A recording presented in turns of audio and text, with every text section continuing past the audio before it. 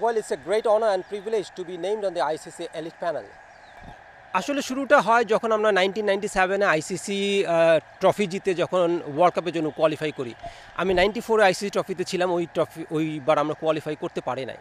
তখন থেকে আমার একটা ইনজুরি ছিল আসলে। তো 97-এ যখন কোয়ালিফাই করলাম, আমি টিমে না থাকায় আমার একটা দুঃখের কারণ ছিল যে যেহেতু ওয়ার্ল্ড কাপ খেলতে পারতাম কিন্তু হয়তো খেলা হবে না। তো তখন চিন্তা করলাম যে যদি ক্রিকেট না খেলতে পারি তাহলে কী করা যায়? কোচিং করব চিন্তা করলাম, কিন্তু ওইটা একটা ফিজিক্যাল জব ছিল। তো তখন চিন্তা করলাম যে হয়তো বা বাংলাদেশ কোনো একদিন টেস্ট স্ট্যাটাস পাবে, আমরা হয়তো টেস্ট আম্পায়ার হতে পারবো বা ওয়ার্ল্ড কাপে আম্পায়ারিংও করতে পারবো। তো ওই চিন্তা থেকেই আসলে আম্পায়ারিং আসা।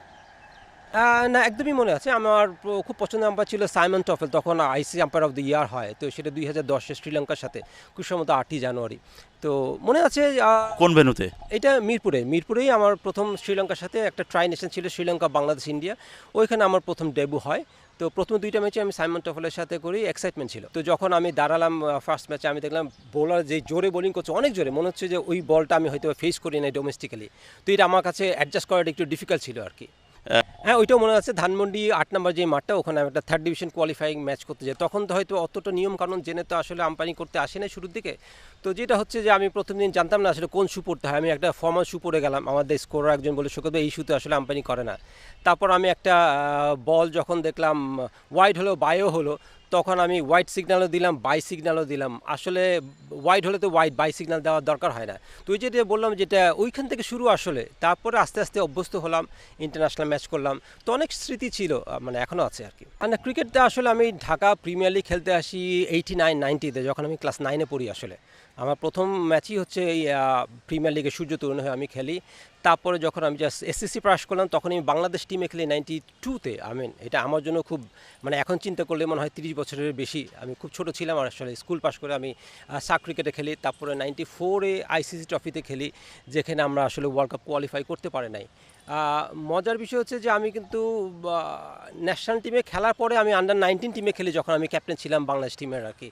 তো খুব বেশি কন্টিনিউ করতে পারি নাই, কিন্তু আমি প্রিমিয়ার লিগ খেলেছি প্রায় 17-18 বছর। ফার্স্ট ক্লাস একটা সিরিজ খেলেছি আসলে। তারপরে ওই যে ব্যাক পেনের জন্য যেটা বললাম, যে আমি পরে ডিসাইড করলাম যে আমি হয়তো বা জব করব, পড়াশোনা করব, আর নয়তো পরে যেটা হলো আম্পায়ারিংয়ে আসলাম আর কি। ওকে।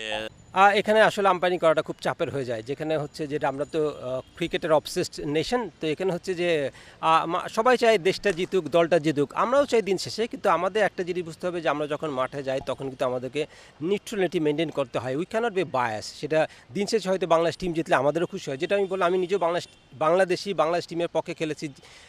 ম্যাচ জিতলে হয়তো বা আমাদেরও নিশ্চয়ই খুশি লাগে, কিন্তু মানুষ হয়তো বা খুশি হয় না, হয়তো বা আমাদের এরার অফ জাজমেন্ট হয়। এটা part of our life, part of umpiring এবং পার্ট অফ ক্রিকেট। এটা মানুষের মেনে নিতে হবে। তো মানুষের আস্তে আস্তে এই ধারণাটা চেঞ্জ হচ্ছে যে আম্পায়ারিং একটা ডিফিকাল্ট জব আসলে। তো এটা মানতে হবে যে আম্পায়ারও হিউম্যান বিং, আম্পায়ারও ভুল করে এবং এটাই স্বাভাবিক। হ্যাঁ, দেখেন, আমি যতগুলি ম্যাচ করেছি সবগুলি ইন্টারেস্টিং ছিল। হয়তো বা ফার্স্টের 100 হয়েছে, 7 দিন পরেই ফার্স্টের 100 ব্রেক করেছে ম্যাক্সওয়েল, আবার 200 করেছে। আফগানিস্তান ইংল্যান্ডকে হারালো, নিউজিল্যান্ড অস্ট্রেলিয়া ম্যাচটা খুব টাইট গেম ছিল। কিন্তু আমার কাছে সবচেয়ে টাফ ম্যাচটা ছিল আসলে আফগানিস্তান নেদারল্যান্ডস। হ্যাঁ, তো যেটা হয়তো বললে হয়তো সবাই বিশ্বাস করবে না। যাই হোক, আমার মনে হয় আমি মোটামুটি যেটা বললাম, একটা ইমপ্রেশন ক্রিয়েট করেছিলাম, একটা ইমেজ বিল্ড আপের জন্য যেটা দরকার ছিল। প্রথম বাংলাদেশি হিসাবে ওয়ার্ল্ড কাপে গিয়ে আমি নার্ভাস ছিলাম না। তো আমার মনে হয় ওইটারই একটা রিওয়ার্ড আসলে আজকে যে অ্যাচিভমেন্ট আমার।